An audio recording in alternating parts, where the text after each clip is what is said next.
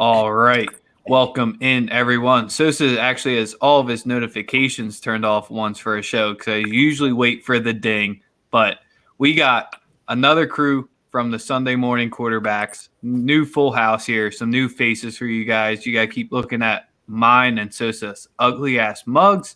But Sosa, this is your show. How you doing? Oh, man, I'm feeling great. No sports today, so let's talk about stuff that's going to happen instead, right? I mean, there's nothing on the TV. Good time to talk some shit, learn a little bit, see what people around the league who are fans and know the game think about things, and give you a different perspective on a Thursday here in July. So, with that being said, we got 4 correspondents that are going to be working on Sunday morning quarterbacks every week for us. San Miguel, Simba, Chuck. You've already met Simba, Chuck, and Sports Guy. I forgot what you said. Just call you by Ryan. Ryan. My bad. I forgot your name, dog. That's no worries, bro. No worries. But yeah, all these guys are going to be contributing. We got Chuck. He's following the Seahawks, and I'm just fucking with you, dog. We know you. Wait, what? Chuck is obviously covering the Chiefs. Michael is a Patriots fan. Ryan is a Seahawks fan and follows everything Seahawks. And Simba is a longtime member of the I Live in the Past crew. So with that being said, everyone else, introduce yourself. Michael, I'll start with you. What's up? Michael Means Jr., been a Patriots fan since 96. So if you're following me on Twitter, you probably see San Miguel. But my real name in real life that my mom gave me is Michael. So yeah, I'm so excited to cover the Patriots for Sunday morning, Sosa, Rex. I mean, I really can't put it into words. I'm just very, very extremely excited. We ready to rock, man. So just want to know, just representing the 6-time champs, 6.5 if you want to count the Super Bowl last year. Because I mean, you show me who scored in that game, I'll show you ex-Patriots that basically, made that happen. But yeah, that's all. Doug. First off, that's not how that works. Let's start off there. But anyway, yeah, I'm known as Bad Luck Chuck Charles. That's my real name, but everyone knows, a couple years ago, I left the Chiefs and Texas game when we was getting our butts kicked. We were down 24-0, and like in the past, I've had bad luck as far as attending Chiefs playoff games because I've never seen them win a playoff game in my life. So after that happened, that's when I went viral and everything blew up. And this is one of the things that's resulting in, Bad Luck Chuck bobblehead. Man got his own bobblehead. He's like he was the Sons in 4 guy before the Sons in 4 guy. Yeah, pretty much. So yeah, get those at bobbleheadhall.com. But anyway, I'll be covering the Kansas City Chiefs this season, and I'm glad that Sosa and Rex welcomed me on to the squad. So I'm interested to hear everyone else's input, and it's gonna be fun. My man, Ryan, tell us about yourself a little bit, my guy. Yeah, my name's Ryan. We're talking about the Seahawks. It's going to be interesting here. Never done really anything like this before, but should be good. Ready to talk football every Sunday. Ready to let you know what I'm thinking about the Seahawks, and let's have a good year. My man, appreciate you. Eddie, what's up, man? How's your Thursday going? It's going, man. Like I told you, every day's a vacation for me. No real introduction for me. I think some of the people that have already watched know who I am. I'll be covering the Cowboys, so to speak. As Sosa said, the forever living in the past Cowboys. But, hey, it's all good, man. Dak wins MVP this year. Cowboys win the Super Bowl. You heard it here first. Yo, we about to remove him real quick. God. Eddie, she heard. What was that? You said crazy talk. I know. Go. Yes, sir. So we got Ryan rocking the Julio Falcons jersey, but don't get confused by that.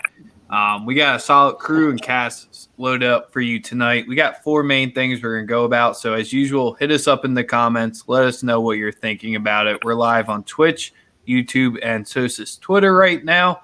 But one of the main things we want to talk about is, and we can take this any way we want, is we got some new coaches, some new players, free agency moves, new coaches on the move, new faces, new places. What's, I guess, to expect, who's going to suck, who's going to thrive in their scenarios here. I mean, we could start with Salah, but we kind of already touched on him, and we got a Julio jersey up in here already. So I think that's the easiest way to start it off with. So, Ryan, I'm not sure if you're a Bama guy, a Julio guy, but him going to the Titans, I mean, is he going to be number 1, number 2 there? Whatever your thoughts is, what you got for us? Yeah, no, I was a big Julio fan, man. The guy's, one of the best to ever do it.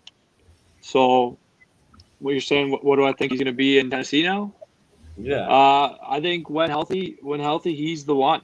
I mean, the guy's dominant. So is AJ Brown, but at the same time, I think he's going to come in and establish himself as that one. And I think both guys are going to eat, right? Like, who are you going to double? What's going to happen? Then you got Derrick Henry down there too. So, I mean, I'm excited to watch that offense play for sure. Chuck, what you got for us on the Julio?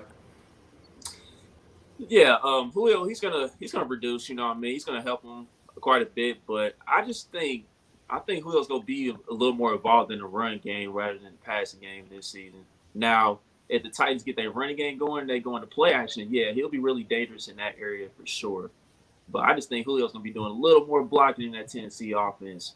So it's gonna help Derrick Henry a little more rather than, let's say, Julio get his production. So, right. You're going to trust Julio to be blocking? Because, I don't know, with the Falcons, I don't think we saw him running up too many times trying to block for Devonta or whoever they had in the backfield, Gurley. that's because he was trying to get the hell up out of there. Trying to get out of there healthy. Yeah, that's so yeah.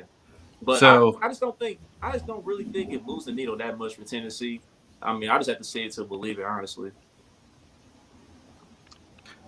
Miguel, Mike, what are you thinking with Julio? I mean, is it Matt Ryan, him not catching the red zone touchdowns? Is it just him not getting the attempts? I mean, we saw him drop them twice in the playoffs, so you can't – we've seen it happen before. But what are you thinking about his production? Is it the quarterback? I like Julio. Like, I really do like Julio. It's crazy because I'm not too much worried about him, but this is actually an opportunity to see if Ryan Tannehill is that dude. Because, like, Tannehill, I'm used to him in the AFC East, and I actually like Tannehill. He was cool, but we saw him blossom in Tennessee, and it's like, okay, so this is his first time having, like, an A1 receiver. So it's real interesting to see if Ryan Tannehill is that dude, because he has Julio now. Run game on deck, defense on deck. Like, I want to see what Ryan Tannehill does. So it's kind of weird. I know we're talking about Julio, but I do want to see how it affects, like, Ryan Tannehill. I want to see if he's that dude. And now we're going to get a chance to actually find out if he is that dude. So, yeah. Eddie. We're going to go with that. Y'all want to go to me? Eddie, you're muted, bro. You're muted. You're on mute. Hey, am I coming in choppy? Can you hear me? Yeah, you're coming in choppy for me. Yeah. Let me. I feel like I'm on a delay. Go ahead, so I'm gonna try to fix this. No doubt. I think with this, Julio's gonna. I mean, he's used to getting like 150 targets plus every year.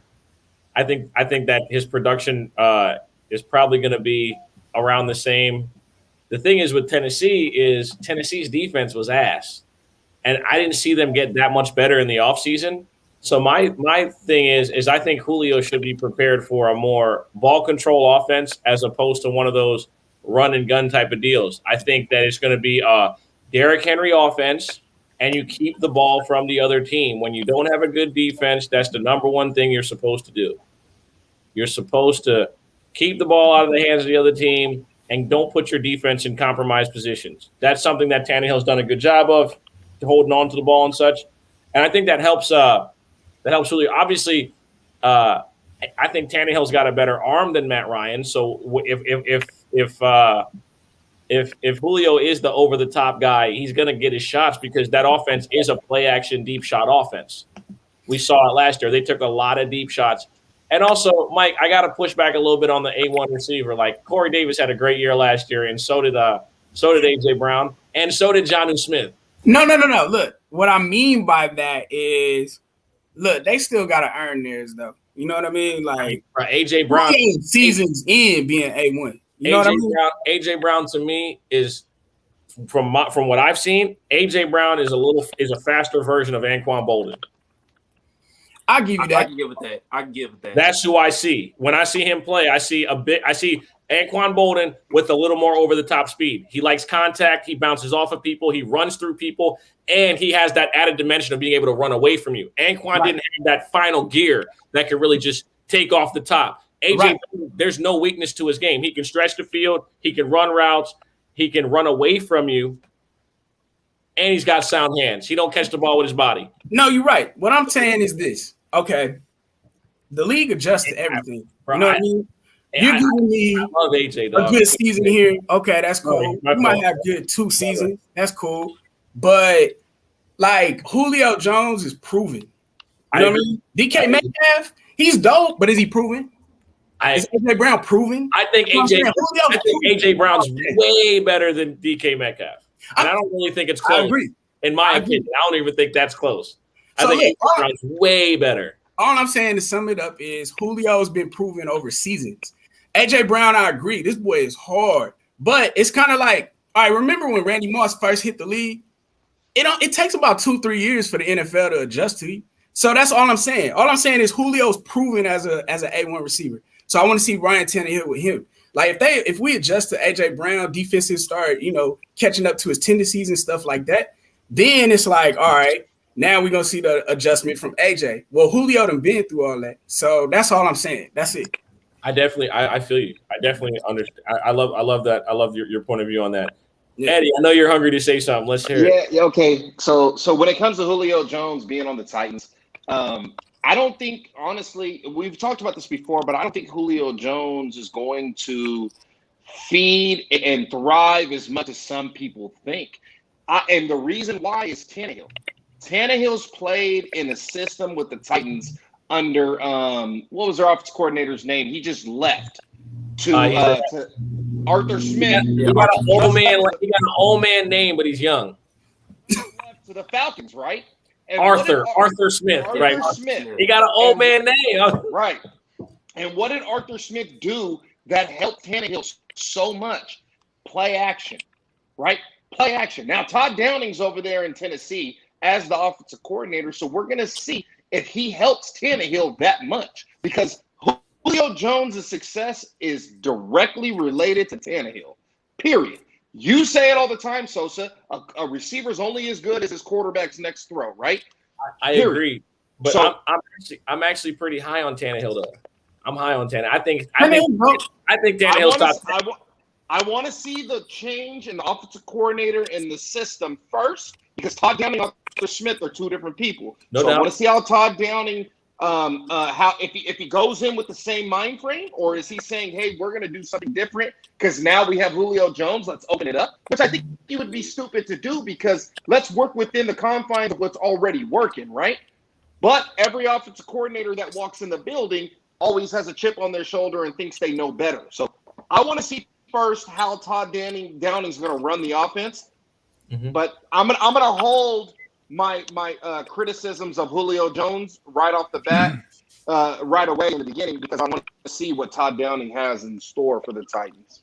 And so let me ask this real fast. I would love to get you guys' opinion. Be for real, because it's kind of the elephant in the room.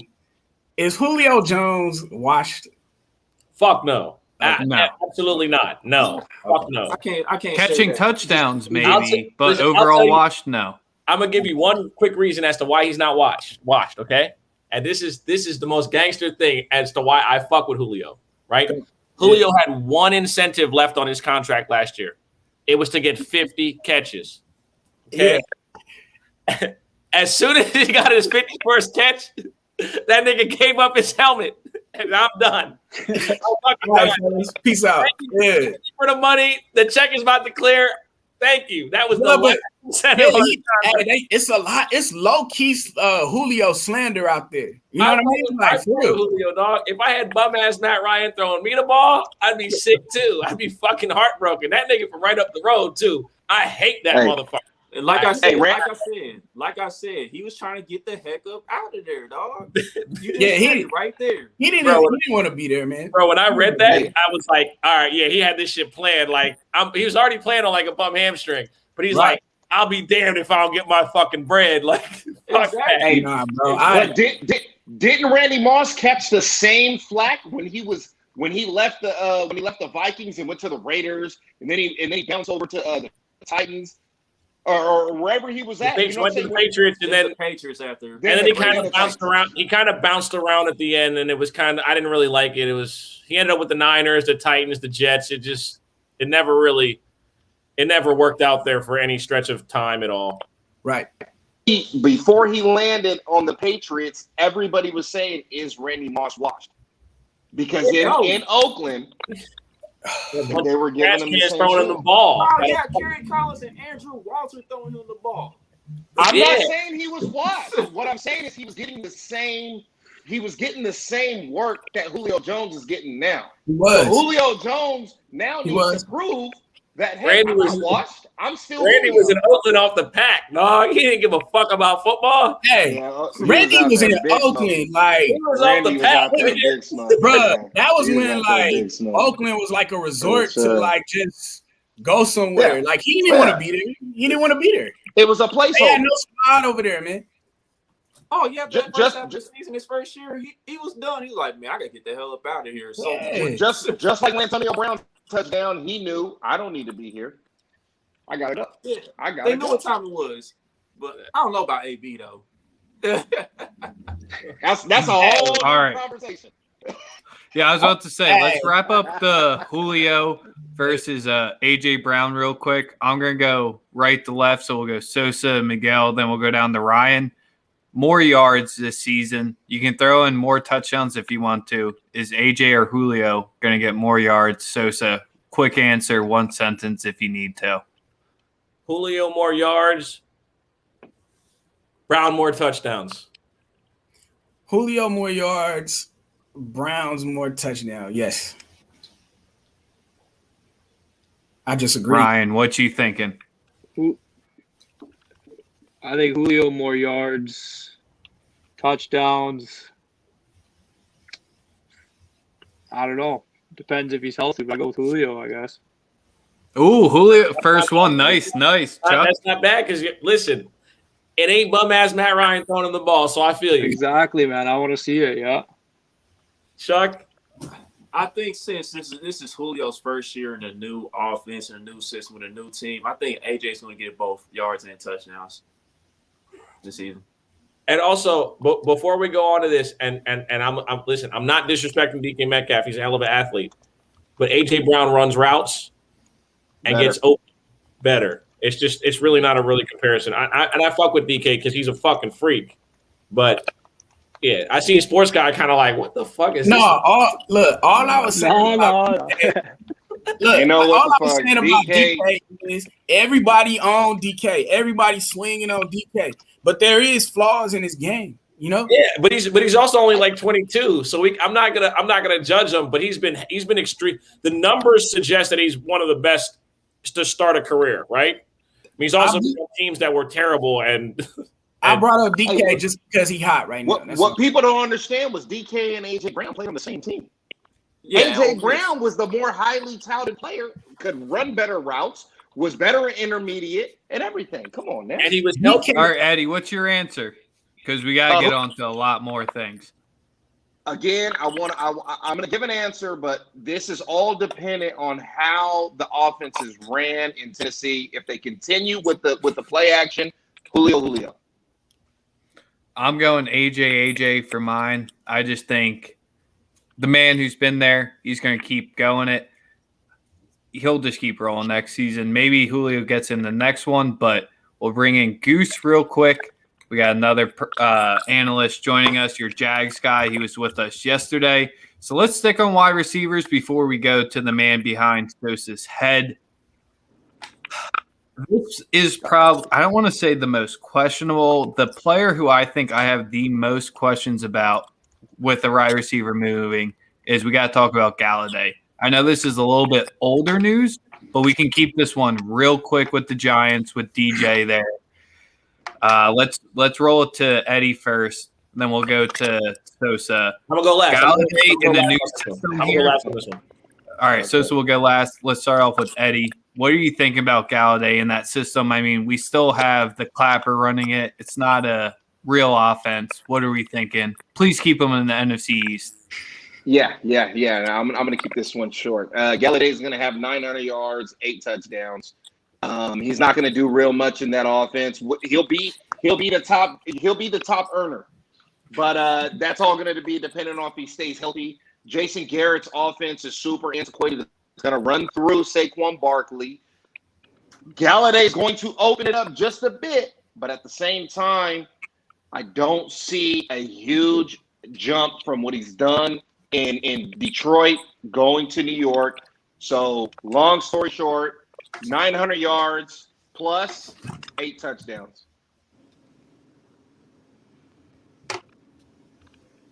All right, Chuck, what are you thinking for Galladay? You can go fantasy-wise, too. You don't have to go scheme fit. We can go fantasy. We can go whatever way you want to approach this. It's always open on the show. Well, I mean, I'm kind of surprised that Eddie, he said Galladay's not going to get 1,000. So I'm guessing Galladay's going to get banged up at some point, apparently. I think he barely scratches over 1,000. It's going to be close. But it's just that Daniel Jones has got to prove it to me, man. He's got to prove that he – Money year, too. Yeah. So, but I think Galladay can scratch over 1,000 barely. And I'm gonna say like 7 touchdowns. I'm gonna go a touchdown less. So that would be my prediction for Galladay. Goose, you're joining in. Yeah, you're the New Jersey native. What are What's you up, thinking? fellas? You got the pulse of the crowd, even though you're a Jags guy. Yeah, I mean, Giants, Jets are the local squads, but I don't know. I'm kind of feeling Galladay this year. I really like the switch he made because I don't believe in the Giants receivers. I don't think Sterling Shepard's that good. Tony could be good. He's a rookie. Slayton's 5'11", and Evan Ingram can't catch. So the fact that I feel Galladay's so much better of a talent than those guys, I think he might feast. Daniel Jones got a little wheels on him, nice broken play. I can see him with the 17th game. I could see him in the 1,200-yard category because Daniel Jones got to get some yards. And I just don't think that these other boys on the Giants can really do much. Shepard's always hurt. He got a little talent in the slot, but I'm digging Galladay this year. Who else hasn't gone? Just rapid fire right now. I'll say right now, I don't believe in Galladay yet, just because I don't believe in Galladay. And I don't know how many times I can make it sound like something different, but I just don't believe in him. Look, I'll have something to say about Galladay, whether he's good or not after this year. I just don't think he's that guy. I wouldn't have paid nothing for him. Is he an athlete? Is he a receiver? I don't know. It's questions out there about him, and I just don't. He's not that guy to me right now. I got some sharp words about this one. We'll go Ryan, then Sosa. Yeah, I think I was gonna say they forgot to mention the extra game this year, so I think he's gonna crack 1,000 yards. I think he'll get 1050, 1075, somewhere around that. Not beat it by a lot, but he'll get 1,000, and I think 7 touchdowns as well. I just don't know if Daniel Jones is going to be able to sustain a top, let's say 7-8 wide receiver. No, just don't think he can do it. Fantasy wise or overall wise? When you're saying top 10 for Galladay, were you saying performance or were you saying fantasy? I'd say both. All right. Right. Mm-hmm. Kind of goes hand in hand. So you've been sitting, you're waiting, you're texting.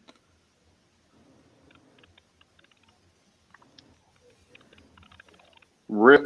No. I'm about to put this up on the screen. So like, just make me the whole screen real quick. Oh shoot. Of course, I'm he kinda needs scared. that. Can we do that so we can timestamp this? Just so we can timestamp this, right? It is. What does that say right there? I hear you on that. Mm. You see what I did? That. So listen, we gonna timestamp that, right? And we gonna come back in week 8, and we gonna be right on pace. All right, you I'm can with come you. back to everyone else. Listen, the only thing that's ever Cubs? the only thing that has ever stopped Kenny Galladay in his career is health. Yeah. And the health of his quarterback. Y'all forgetting that Stafford was beat the fuck up the 2 seasons. The one season, listen, 2 seasons ago, they had Blau and Sean Hill as the fucking quarterback for 8 games. And he still went for almost 1,100 yards. The only thing that's stopping him is fucking health. He missed the season last year with a hip injury. He went back-to-back 1,000 yards, and I think he went 10 tutties back-to-back seasons. Or damn Man, I close. fucking drafted him last year and he shit the goddamn bed. Or right, he had 11 touchdowns in 2019. Right? Listen, if he's all 17 games, gonna get 10 touchdowns. I honestly believe that. Who So my biggest thing on was throwing him, on yes, that's exactly where I was going with it. Is DJ really gonna be that solid, that good? He's accurate. I will give him that. But big moment, big games, I just don't know if I'm gonna be able to trust It's hard to Daniel Jones for this. Hey, It's hard for why me to is judge. Daniel Jones accurate though? His what I'm average saying. yard per pass is 6 yards. He's Right, he doesn't. They 27th don't in the stretch the league. field. That's what I'm saying. That's why I'm he's accurate. confused on that. I'm No, confused on but that. I said, listen to this real quick though, right? Last year, I can't judge Daniel Jones off that season. He comes into the season with the entire offense built around Saquon Barkley. You immediately lose Saquon, and everything changes. Like, you're not going to tell me that like Saquon's not one of those 5 guys who don't play quarterback that can absolutely devastate your season if you lose him. You build everything around him. As soon as you lose him, that hurts his development because the entire offense was already based around that guy. So now you're expecting him to put it up 40 times. You know what it's like going from Saquon to Wayne Gallman and whatever the fuck they had in the back of the line. Like imagine going through training camp and you're handing the ball off to Saquon, and then like it's fucking Wayne Gallman back there now, and you got to run the same offense. It's not going to look the same. It's not. Judge him off his first year then. Judge him off his first year where he still only averaged 6.5 yards an attempt on his passes. That's why he's 60% in his completion percentage, because he's not throwing the ball downfield. He's throwing it short and letting the guys get work. That's all I'm saying. Daniel Jones is trash. Trash. Dang. Ooh, I don't know if I go trash, Eddie. I have almost the same level of hate. I saw him trip in person. I saw him trip running 80 yards in person. And Daniel it's just Jones- where he makes the throws when it's the perfect scenario. If he has any bit of adversity, any bit of whatever, and you can say pressure, it happens to any quarterback. But the minute he starts moving, that's when I honestly think it starts to go downhill for him. And with all those mouths to feed, maybe Slayton takes a back seat and they feature Shepard in there and Slayton gets his money over the middle. But contract year for DJ, I think it's more on DJ performing than Galladay because we know the talent with him. I'm not trying to discredit Galladay's talent at all on this. It's more of what Ryan was alluding to, who's passing him the ball. I'm not ready to call Daniel Jones trash. I mean, he has legit like excuses for like his Got stats. small hands. Yeah, and I mean, if I can't call Daniel Jones trash. I think Daniel Jones is better than Baker. So I can't call him trash. Yeah, trash is too I far. understand, Eddie. I understand the Cowboy. Trash is too nice. But does No, Daniel Jones have to be good? Quarterback in the NFC East is trash. Like- Like that. I mean, That's- they're not So, cheap. Goose, what was your question? Does We can't Daniel hear you. Jones need to be good? Do you Like- think the roster's that strong around him? Well, Oh, no, he's- no. So, all right. Well, I guess I want to say my point was about we were talking about Kenny Galladay. Like, he's quarterback proof. Allen Robinson puts up numbers with Mitch Trubisky, so Kenny Galladay will put up numbers with Daniel Jones. Like, he's quarterback proof to me. That's- He's Allen Robinson. All right. That's what I was and that's what I was alluding to. Do you realize the fucking trash cans that were throwing him passes when he's caught 11 touchdowns and went for almost 1,200 yards? The guy's last name was literally Blow, bruh.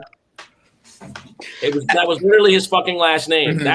Do you remember fucking Thanksgiving 2 years ago? I'm gonna say my Galladay. Remember that? We'll get there, The Joe. motherfucker scored 2 touchdowns on like 3 catches. Like, come on, Mhm. man. Oh, yeah, I definitely remember that. Galladay isn't the issue. Galladay's not the issue. It's Daniel Jones. That's Yeah. the issue. I believe Like, he's you downgraded at quarterback. just like Goose said. It don't matter who's throwing him the ball. If he's healthy, he's 6'4", 230. He's a matchup nightmare. They call him Baby Tron for a reason. Bruh, but let's be real. Look at Daniel So Jones. he's Daniel line. Jones proof. He's Daniel Jones proof. But I look mean, at Daniel bro, Jones. line. Daniel Jones can't be worse than a nigga with the last name Blow. Is all I'm saying. There's no fucking way he can be worse than him. Yeah, that's where we want to end it off with. It's Garrett's issue. That's the one who's going to ruin it. That's what we can all agree on. Let's get to a quarterback real quick in a new place here. Let's talk Darnold. Let's talk about a former high pick Oh, boy. going into a great situation where Matt Rule, who got the name that hired too early, but he's obviously proven that he's a solid coach. Me and Goose love him from being Temple tough, made a lot of yeah. money backing him Great at football Temple. coach. Great But football coach. that roster is very, I want to say, set up to succeed for Darnold. So can he take, sure, they weren't the best, but it's much better than what the Jets had. So that's why I'm just saying set up for succeed. Because if Teddy and I'm blanking the other guy's name, was it Greer from West Virginia, who were the two guys last year? If they can do it, then I'm thinking Darnold can. Yeah. Chuck, what are you expecting from Darnold this season? Even though they are losing Curtis Samuel, which could be a big piece. Man, I just don't think Sam Darnold's that guy, man. You know that meme that's been flowing around the past couple weeks. You're not that guy. You're not that guy. I don't think Sam Darnold's that guy, man. I'm sorry. I think they downgraded in Carolina at quarterback, man. Because Ooh, I like that. I like that. yeah, because Teddy Bridgewater, he actually didn't play bad last year, honestly, given the circumstances, in my opinion. Sam Darnold, man, here's been the issue with him since he played at USC, dog. Sam Darnold has a turnover problem, man. The dude turns the ball a lot. He's pretty careless with that rock, man. So unless Matt Rule's gonna run some more sprint outs for Sam Darnold, because that's where Sam Darnold is at his best, I just don't see it with Sam, dog. I'm sorry, man. Ooh, I like that we went to you first then, Chuck. Those are some good Was it interceptions or fumbles that you saw more of his issue, or both? It's both, dog. It's clearly both. And he be But is giving- that Jets or is giving it that up, him? bro. He be giving it up. But is that Jets or is that him though? That's the biggest thing with the Jets. If we're gonna give Galladay a pass for the Lions, who are probably the equivalent of the Jets of the AFC, we gotta give that man a little bit of a pass, right? I mean, bro, he's a grown ass man that got mono. Like, let's start there. I'm just saying. Yeah, man, like, Sam is a party guy. you are a grown man, Sam. What the fuck is going on? For real. You are Look, this is the thing with Darnold. It's kind of like he's snake bit, really, because he's been on flawed teams, and that has really kind of made his game flawed. Because at USC, he's throwing passes that should have never been thrown because he didn't have a line. He didn't have USC coaching is terrible. They don't develop anyone. Ask Matt Barkley. Like, you never develop over there as a quarterback in USC. Matt Barkley was cheap. You don't develop. And then he goes over to the worst team in the league, the Jets. Bro, the Jets. One more time. The Jets, bro. Like, he went over to the Jets. Sam Darnold is actually good, and he could be a great quarterback, but it's too late for this dude because by the time he starts learning and everything, bruh, ain't nobody finna pay you nothing to come over here and learn when you like 26 in the NFL, bruh. So you blaming Gase? I'm blaming Gase. I'm blaming the USC coaching staff. Not a bad scapegoat. I'm blaming all of them. And it's like, look, Darnold has an arm. He can run. He's smart, good. He just sucks because he got to run for his life. Every 2 snaps, he has to make passes to people who aren't wide open. So he's trying his ass off to just complete something and make something happen. Like, it's not his fault, but he's done. Like, I hate to say that, but like, he's done, man. Like, there's nothing he can do for Carolina to put him over the top. He's not seasoned up here enough. So he's dope. I like him, but Carolina ain't finna do nothing because they got Sam Darnold, man. Take that back to the house somewhere. Like, nah. Can I defend my guy? Can I defend my guy, please? Please. Oh, you're a Sam guy? I'm a Sam guy. I thought you were better than Me this. too.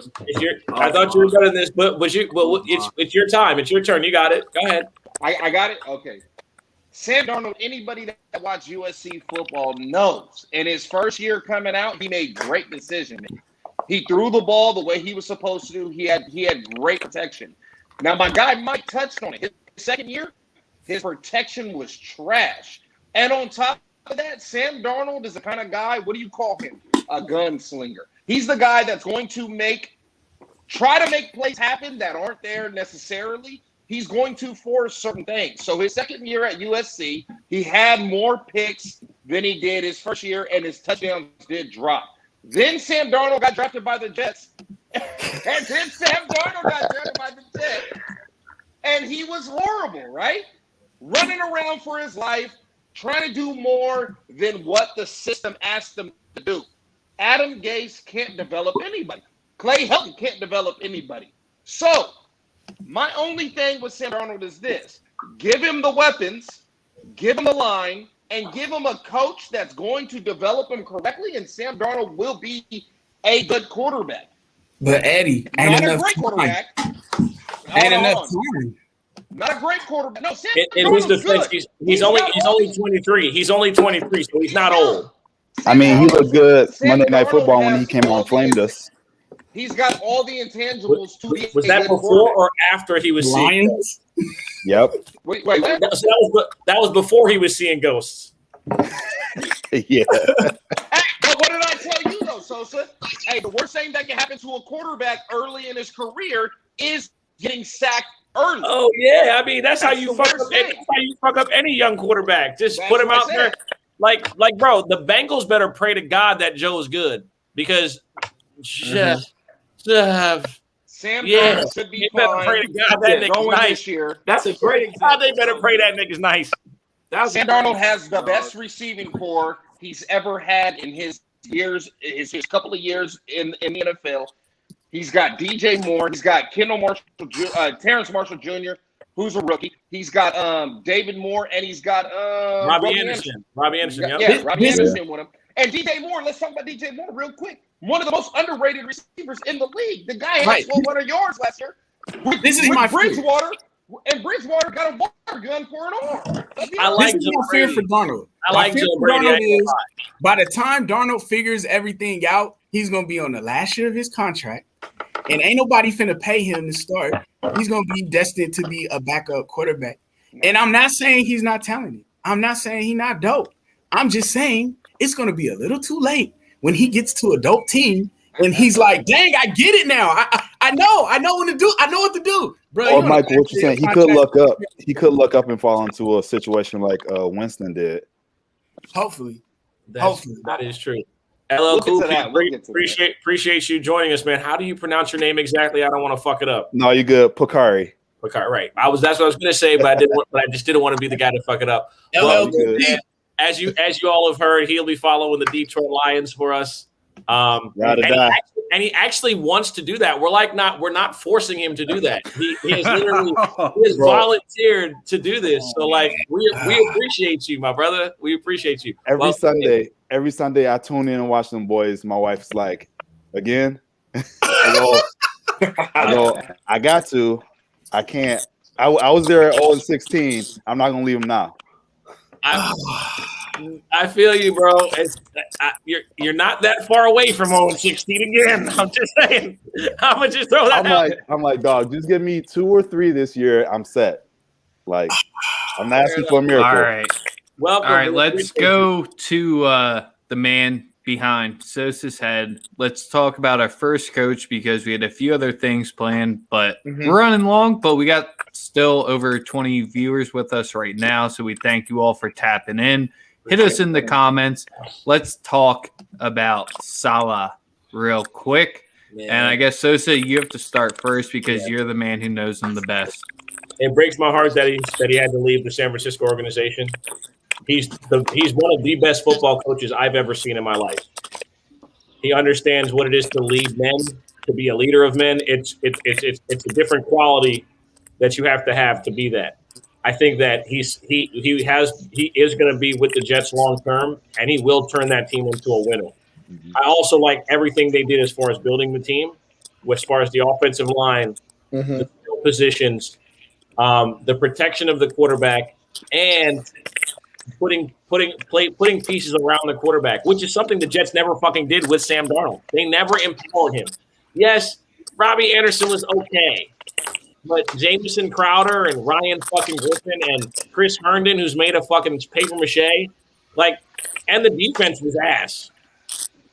Now you get a great defensive mind in Saleh, who, I mean, if he could make the Niners a top 10 defense last year with the injuries that we sustained, that is a miracle job.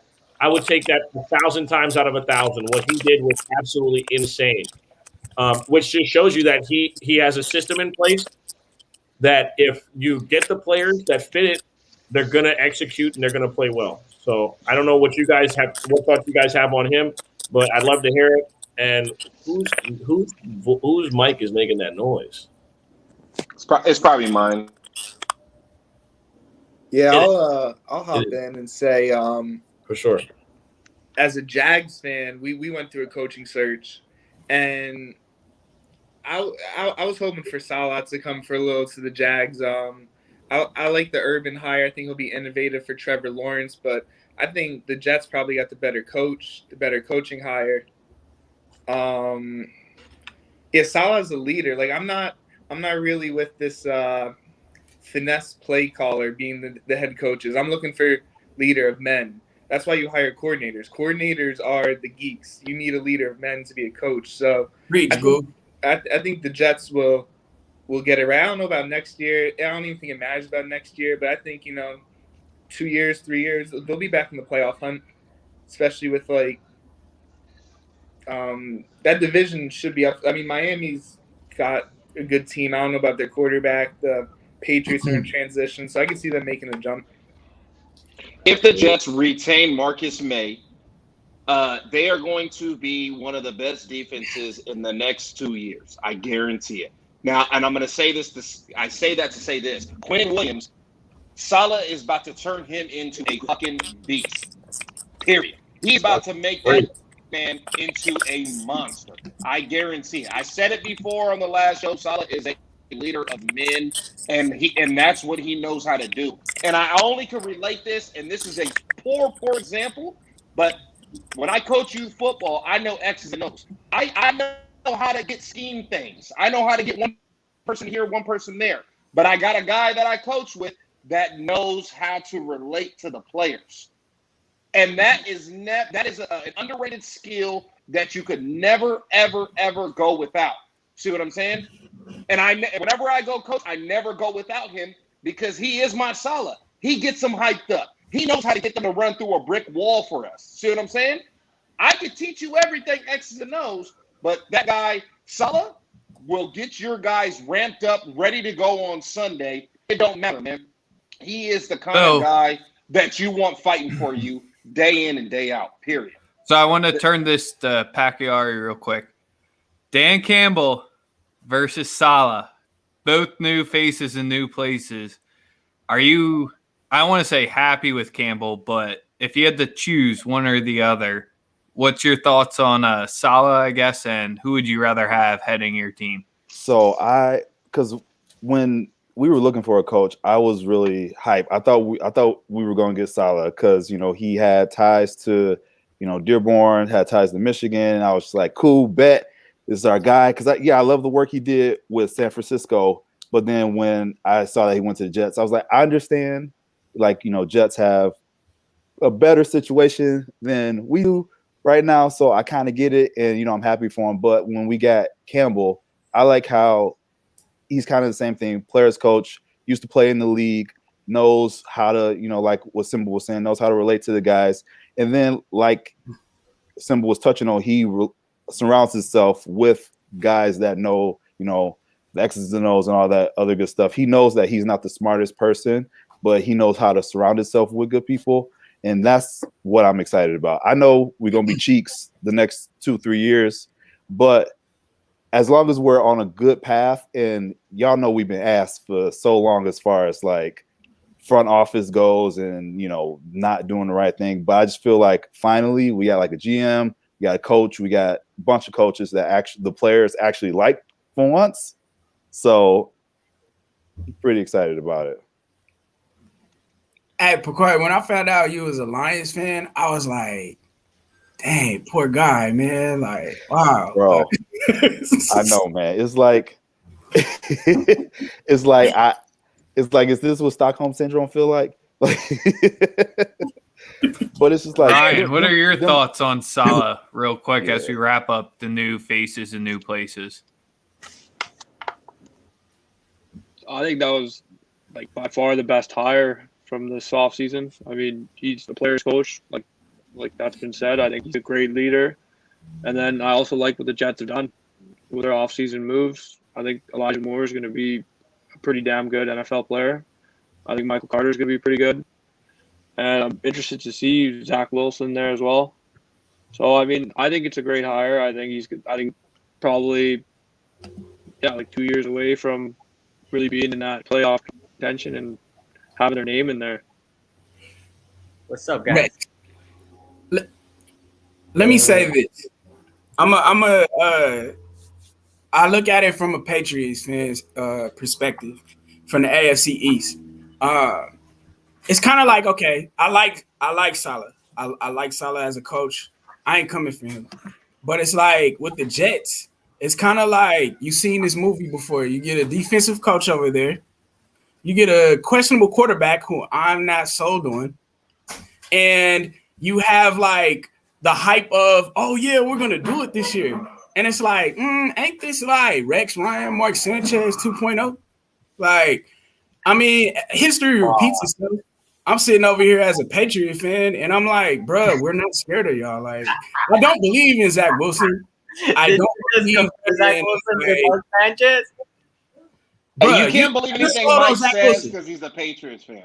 You're sold on Zach Wilson. No. Like his mom is dope. I ain't gonna hate on his mom, but I think Zach Wilson. Man, Zach Wilson has a better arm than Mark Sanchez wish he ever had. You trust Zach Wilson?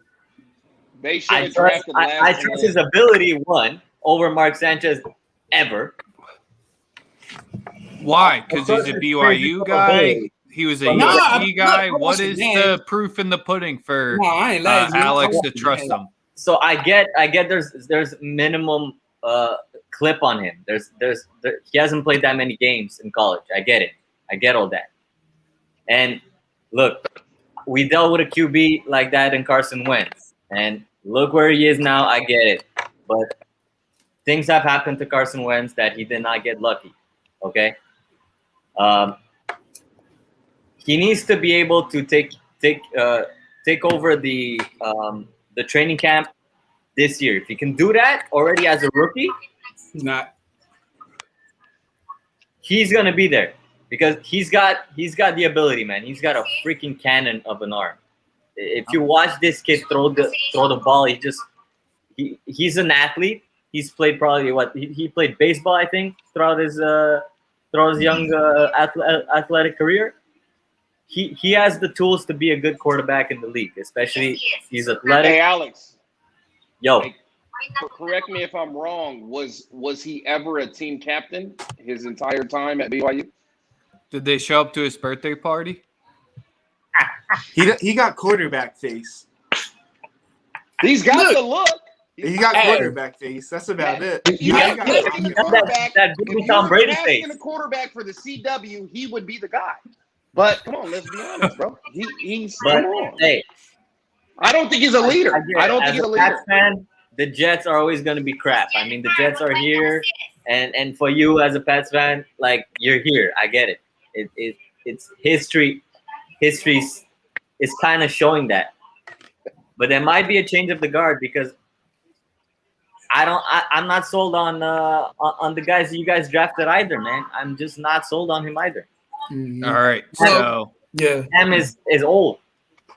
I was about to say, we're talking new faces, new places. Cam is a whole different pod that we could probably spend 55 minutes on. So Sosa seems Sosa's to gonna dip kill out a me. little bit, but let's move on to our next topic because we Let's didn't do it. think new faces, new places were going to take 50 minutes.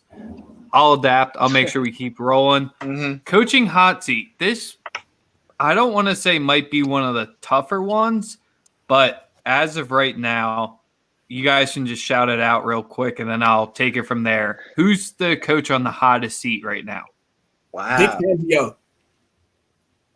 Who? Yeah, when you think Fangio. about it, so we got the Broncos coach out there. Oh yeah.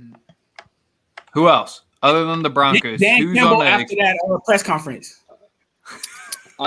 I think Cliff Kingsbury. Contract, bro. Ooh, we got the Cardinals right now. That's one. We What got do you the got, Ryan? two. Anyone else that we think's on an extreme hot seat? Bears. Yeah. There's Jude. Yeah. Nagy. Yeah. Nagy. Yeah. I mean, Well, I think he'll do good with Fields over there. I'm not saying he and won't do good. even- I'm saying he's on a hot seat. But I think he bought more. I think they bought him more time by drafting him Fields. Like he's I got more agree. time just because of that But draft. if he don't do good to this year, I don't think he bought himself a lot of time because they're not going to want to stunt his development. Do you I think think he's got- Nagy is trash like that? Or I he didn't gonna say be he's trash? trash. I didn't say he's trash. I said he's got to be on his last legs. Still, but if he trash, you can say he trash. It's cool. he trash. What about He's an OC. He's not a head coach. I But think Pete Carroll's on there's the a hot little seat. bit of that too. Yeah. Pete Carroll's on a hot seat. I know nobody's talking about it, but I think he's on a hot seat. All right, that's what we're gonna say. We'll ignore the Seahawks Explain one that, bro. for right now. Interesting. But Oh, I think Fangio, of all the names that we put out there, is on the hottest of seats. I mean, Teddy could potentially save his career, but I don't want to waste time tonight on the Broncos. Bruh, you watch a Broncos game, and I swear you're like, what the hell is this dude doing? Like, what is he doing? Like, It was just like fourth look, I'm time not full game bashing on management. seniors. I don't want to bash on seniors. I'm not that guy. But like, man, it's like, damn, yo, grandpa out there coaching. You know what I mean? Like, nah, bro. Nah. Like he makes questionable calls like first, second, third, and fourth quarter. You gotta get him out of there, man. I'd have fired him already, but I ain't no GM. But You ruined Drew Lock last year. You put him in horrible. He's a coordinator, not a head coach. It's another example. I'm telling you, you're right, because he did ruin his development. And I was like, okay, you can't come for Drew Lock when he got a coach like this. You know what I mean? Right. But I'll say less. That was a good point. But Pete Carroll, man, I really do believe he's one Russell injury away from being in the red this season. But look, Ryan, let me say this. let's go ahead for Mike and let's get Ryan in it because The he has the most heat. The Seahawks showed more favor towards Carroll than they did Russ. You know what I mean? So it's like you could say, like, yeah, he's on a hot seat, but front office is like, if they showing their cards right now, bro, they riding with Pete over Russ right now. So it's hard to say like he in a hot seat right now. I think he really is though. Okay, sports guy, what do you think? I know that's. I don't know. I don't think he's on the hot seat. I think that it did show that they lead with Pete a little bit over Russ. I mean, I was want to say right away. I don't think that the Russ asking. I think it was just smoke. I don't think there was anything really there. But to say he's on the hot seat, I don't know, man. Like they missed the playoffs. What was it once in 2017? In the last before the draft, they was gonna pack Russ up for Chicago. Remember? I remember that. I think that was a little bit like just smoke, like I said. But I mean, they've only missed the playoffs once, right? I mean, why would he be in danger? Really? Like, yeah, he's a Russ injury away. You could say that about a lot of people, though. They're one quarterback injury away from shit in the bed, right? Like, for lack of a better term, like he doesn't. Yeah, I mean, I just think that he's not going to be on the hot seat. I think that they're going to have a good year again this year, and I think they're going to make it into the playoffs.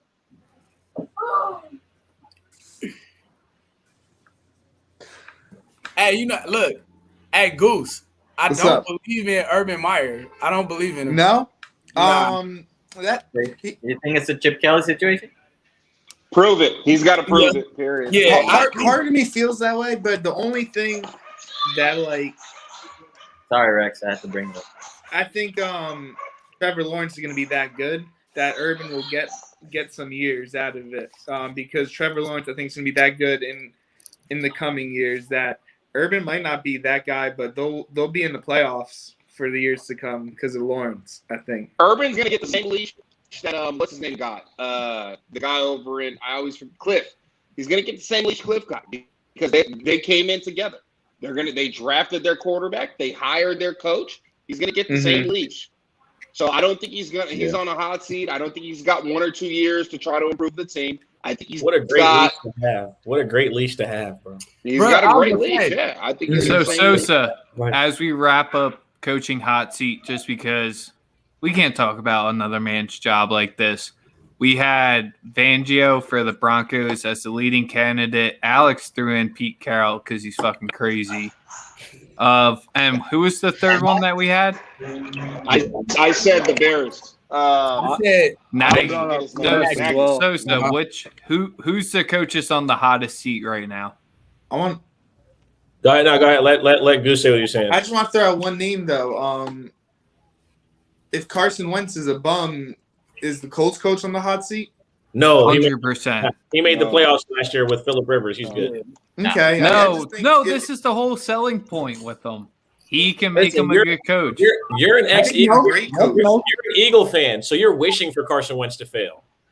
Me? No. I'm wishing him to play 75% of the snaps and go under 500 because then I get a really good draft pick. Doug Peterson might be on the hot seat. You know what I'm saying? There's an ulterior motive to this. But no, this is where he was the reason why Carson was good. That's all we heard on the Philly media, and that's all we heard with the trade is that if he fails this year, sure, he's had 2 replacement coaches for his career or replacement quarterbacks in the Colts. So maybe they actually have to draft someone and give them help there, but they've legitimately gave them placeholders. Frank is the one who called the Philly special. Coach on the hottest seat, Mike Frank Zimmer. called the Philly special first. Yes. Zimmer? That's a good one. That is a very good one. The Mike Vikings Zimmer- don't eat this year, Mike though. Zimmer, listen, Mike Zimmer's on the hottest seat in football. If any coach in football, he's on the hottest fucking seat. Not deserved. Listen, Not you got deserved. a quarterback he done gave like $300 million. You got a running. You just paid a running back. You paid a I gotta defensive go, end who missed the whole first season of the extension. Right? Yeah. The defense was shit, and he's a defensive coach. Right? The division has 2 teams that were the Bears aren't great, the Lions aren't great. Green Bay's got questionable situations at quarterback, and the Minnesota Vikings beat them last year. So I just don't. If it's anybody that I think is on a hot seat, it's him. He's to me at the top of the list. He's my number 1 guy. They got what can you say the team doesn't have?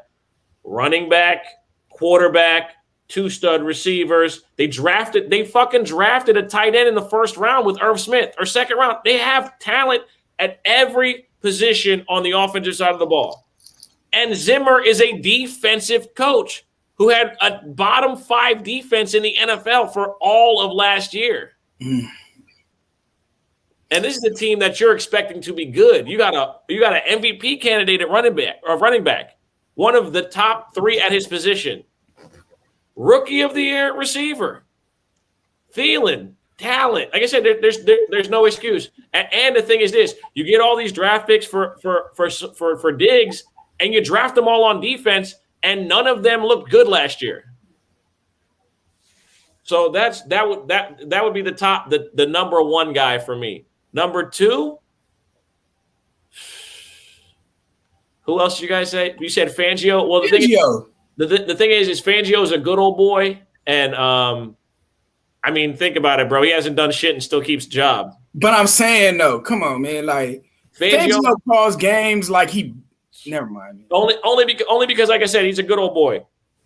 He's in the boys' club. He's one of the homies. He gets a long leash just being one of the homies, dog. It is what it is. Just the way the game goes. Like, that's the way the NFL works, right? Yeah. Like, so that would be my only thing. I like the Pete Carroll possibility because I think at this point that Seattle needs a culture change. I think that Pete Carroll has gotten to the point where Andy Reid did in Philadelphia, and I think we're gonna see the Seahawks kind of like enter that drop zone where it's like, well, they have the talent, but they're not winning. It's because the coach no longer knows how to motivate them. But my push to that was so ownership already showed their cards. Like they was ready to trade Russ. Like they've already showed favor. I don't buy that at all. I don't buy any of that. I think that I don't buy any of that. Like Russell Wilson has literally been the only thing the franchise has had of value over the last decade that's held any form of value. And not even you can't say anything about LOB because they've transitioned the fucking roster 4 times since that, and he's made the playoffs all but 1 season. And right. He's so all of that for his fucking life for 5 years. All of that, and they still don't care about what he wants for offense. So it just shows you that front office don't side with nobody but what Pete wants. Right, but remember this too. Pete Carroll's also the oldest coach in all of football. At some point, that whole who's older out of him and Fangio? Yeah, that whole I love fun, that I'm the fun guy shit, that's out the window at this point, man. Like you know what I mean? Like, no, but also you get a longer leash when you've been to 2 Super Bowls, bro. Like, I mean, I know that's Russ, what I'm saying. That's why Russ was the quarterback for both of them, though. That's why I don't believe he's on the hot seat. So he can't. Now I wouldn't say the hot seat. I would just say like I could see a situation where like he retires. Okay. Oh, definitely. I can see that. Retire, but like, or it'd be a situation where Russ is like, this dude's old, outdated. I want him out, and they would obviously sign with Russ because Carroll's old as dirt.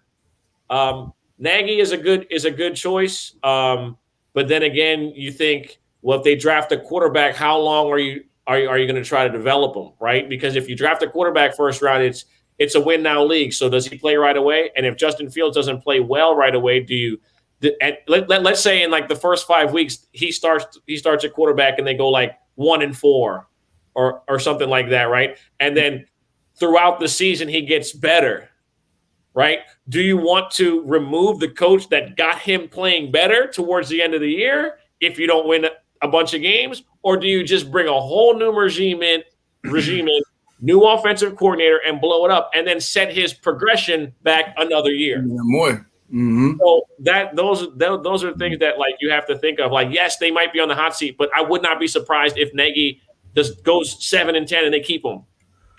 Because I think Nagy is good enough to go 7-10. Right. Like, and then you think about it, like Nagy comes from the Andy Reid tree. Andy Reid tree coaches don't get fired. They don't get fired after 1 bad year, or sometimes even 2. Look at the guys that they keep jobs, bro. Like whether they're good or not, it's just the system is in place, and it's like why teams build teams in the NBA now, like around the old model or the recent model of the Warriors. Yeah, it's the same thing. It's like if I bring that offense in, if I can match the parts, I can possibly figure it out. So it's if you get the quarterback, Do you want to put a brand new offense in the next year? So that would be my only thoughts. Also, the guy that's quietly on the hot seat is Sean McVay. You know what? Yeah. I remember we were in a Spaces one time, and I think we were talking about how McVay kind of could be getting like a microscopic look right now because it's very important what he does with Stafford this year. That's what I was going to say. Right? Is it Goff or is it him? Right now, do you know who Sean McVay looks like? You know who I would compare him to right now? Oh, I got my comparison. I would compare him right now to Chip Kelly. And hear what listen to what I'm saying. Listen to what I'm saying, okay? He got the team to a Super Bowl, but the defense was really fucking good. Facts or not? Am I lying? Correct me if I'm wrong. Totally. Defense was really fucking good, right? The best product of Sean McVay is Kirk Cousins. He is the best sample of quarterback that we have under Sean McVay. If you take one season of Jared Goff away, where the league didn't have tape of him in the offense, okay? You take that one season away where he had an all-pro running back in the backfield with him, okay? Was he there when Case Keenum was still in LA? I'm just saying. Sosa, you hit that. My comparison for McVay, and I told you this before, is Mike Martz. Mike Martz with the same organization with the Rams, offensive genius. He's doing his thing, and it's like the offense looks unstoppable. That's a great comparison too, because he got to a Super Bowl in his second season, and they never won one with him. Bruh, the league catches up with you. That's what it does. And then I will give him this. Matthew Stafford is exceptionally more talented than Jared Goff. The throws that he can make are like, I mean, your list, bro. I feel for you because, bro, listen, I was one of those guys that was right up there ready to say that Matthew Stafford is a generational talent. Mm-hmm. Because if you watch some of the throws that this guy's made, they're insane. Right now, listen. The only reason I don't agree with my boy down there, Alex, because Alex has come out and said he believes that Stafford is an MVP candidate. Listen, I do. I would not say. Listen, next year, yes. First year in a new offense, it's never that easy. It's never that seamless. No matter how smart you are. No matter how smart you are, how talented you are, how many throws you can make, it's never that easy. Peyton Manning did it. Okay, Peyton Manning is different. Okay, you just literally said the best technician. No. Listen. I know it's different. Peyton Manning pulled up with his own on the field. He pulled up with his own playbook. Bro, like, this is what we're doing. Like, you want me or not? Yeah, you want me to it's like the only way I'm pulling up is if you let me run it my way, and if you don't, it's not happening. It's, you done lost it. Me and my dead arm. I get where. Damn. Stafford MVP? Yeah, that's I bold. don't know. Bold. I ain't gonna say like all the way. You would be sick. He would be sick. He would fucking cry. Single thug tier, just what? Up top, bro. I'm telling course. you. Wait, what why? happens in Detroit sports? Everybody leaves us and goes to greatness. Fucking Justin Verlander left. Won a fucking World Series. Fucking Price left. Won a World Series. Fucking Sanchez left. Won a World Series. Jesus. Fucking Iglesias, Gonzalez is every fucking body, man. Like, I feel for you, bro. I really feel. Like, are you happy for Dan him? Gilbert, man. It's all Dan Gilbert's fault. It's all Detroit, the city where people. He should have never helped put Kwame in jail. This is all his fucking fault. But hey, y'all Detroit got the Red Wings. The Red Wings won like 13 cups. Last time they won was when I was in high school, 08. Yeah, it was. That's a Don't long nobody time give a ago. fuck about hockey. It's like I'll just play. Dang. Look at the pain on Picard's face when he said that. Like, Yeah, bro. that listen, was 08. we're here for you though. Like this is a good moment. I know. To you know what I'm saying? Like we talking about your boy that you don't watch for a decade plus, and like all you're thinking right now is like this nigga's about to go. Yeah, like No, I know he is. Like as soon as they said he going to the Rams, I'm like, Great. He's about to have an All-Pro Fuck year. it He's about to go awesome. lights out. Right, and then what did you think? Listen, I always talk about the Jared Goff trade like this. Like, do you know how bad you have to be for a team to pay to get rid of you?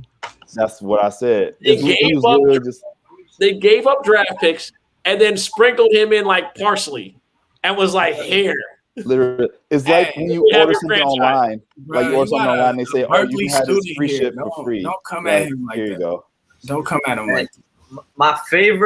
My favorite prop last year, and Sosa too, probably was interceptions of Jared Goff, wasn't it?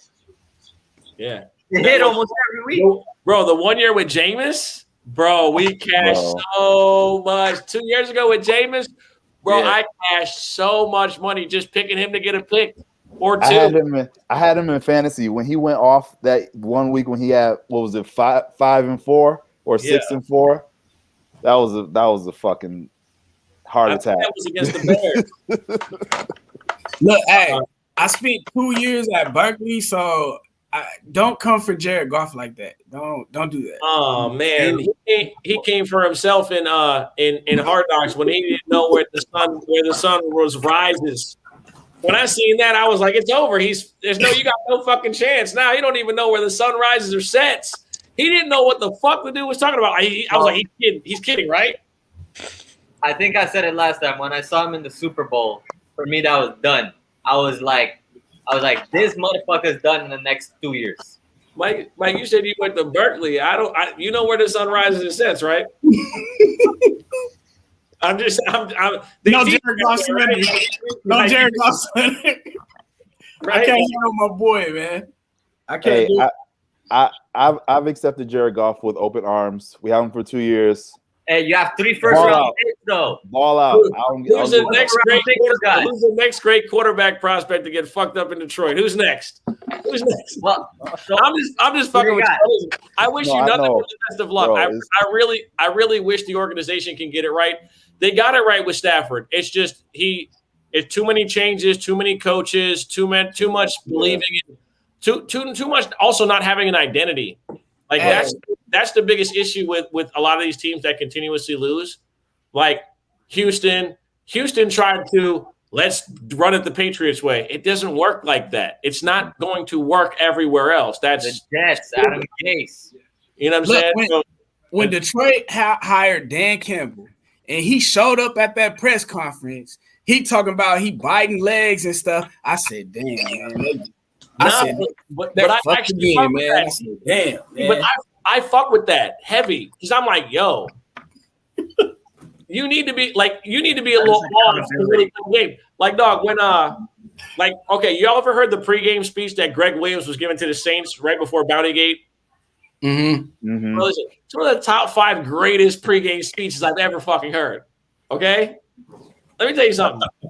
Kill the head and the body will die. Listen, bro. Like, that's like motherfuckers say that's what like a boxing coach will say, bro. But look, with Dan, okay, so look, after that press conference, I was like, you know what? That means after hearing him, they're either gonna do very well or this is about to be some shit. Like this could be disaster in a trash can on fire 7 times. Like I said, this could go real bad. All the way up. Potential. It's either like with Detroit, it's like, all right, bro, they not even gonna just be like 7 and like, nah, bro. They coming for 2 wins and that's it, bro. Like that's it. This is what we should have did 2 years ago. Just tank it, get the picks, start building instead of trying to win with a mediocre team.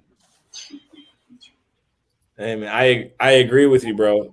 I will say this: the last time I was in Detroit for a Lions game, you guys beat the Eagles. It was Carson Wentz rookie year.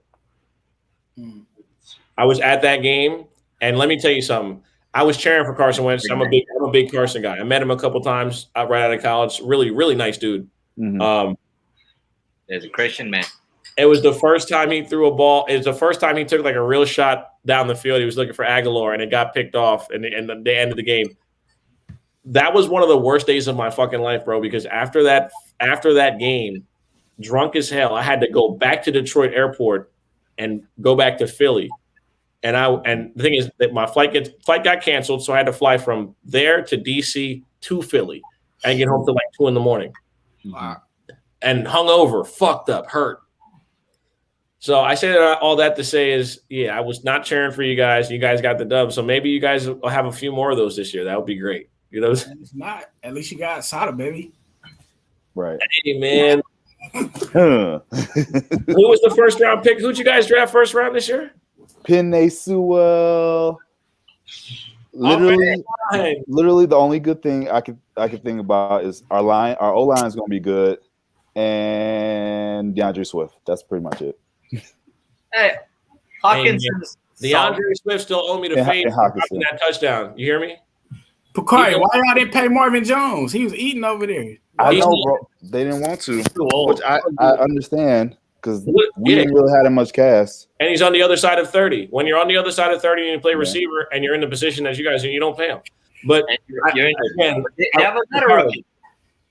DeAndre Swift really owes me the fade for dropping that fucking touchdown, dog. Oh my! And you know exactly what I'm talking about. That I dime, was like watching that real time. Watching that real time is just like, Was it like this? bro. It hit the man like it was an instructional video till he dropped it. mhm.